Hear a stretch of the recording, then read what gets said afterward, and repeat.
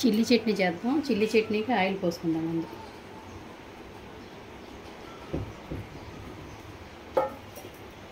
Chilli చట్నీకి ఒక 50 గ్రాముల అల్లం, ఒక 200 గ్రాముల పచ్చిమిరపకాయలు, కొద్దిగా కారం తీసుకోండి, కొద్దిగా కారం తక్కువ తీసుకోండి. ఒకటే కారం లేకుండా వేసినా కారం ఉండదు, ఇలాగని కారం వేసినా కారం ఉంటుంది.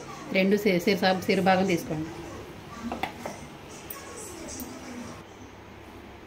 ఆయిల్ వీటెక్కింది. ఇందులో ముందు అల్లం ముక్కలు వేసేసుకుందాం.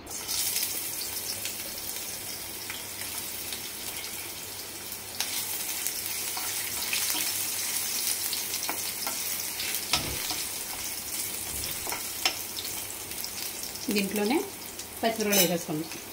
ఈ 200 గ్రాముల పచ్చిమిరపకాయలు వేసేసుకుందాం.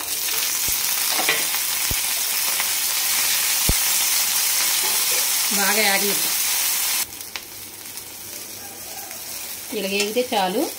వేగాక బాగా చల్లారించి దీన్ని మిక్సీ పట్టుకుందాం. దీంట్లోకి ఒక 50 గ్రాముల చింతపండు నానబెట్టేసుకోండి. ముందే 50 గ్రాముల చింతపండు, ఒక 50 గ్రాముల బెల్లం, కొద్దిగా సాల్ట్ వేసి మిక్సీ పట్టుకుందాం. చల్లారేద్దాం బాగా.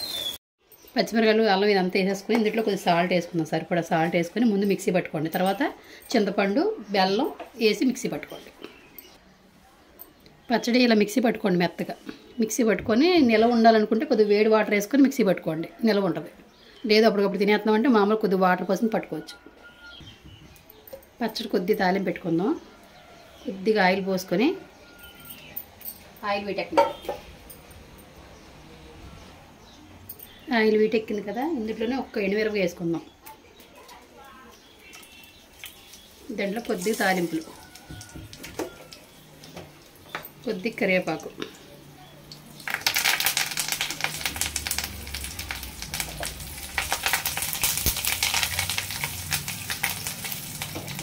కొద్దిగా వేగనిద్దాం. వేగాక వేసేసుకుందాం. పచ్చడి అందులో వేసేసుకుందాం.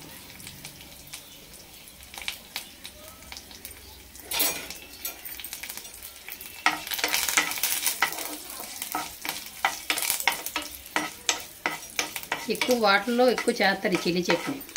బయట అయితే ఎక్కువ చేయరు, కానీ ఎక్కువ వాటర్లో చేస్తారు ఈ చిల్లీ చట్నీ. బాగుంటుంది.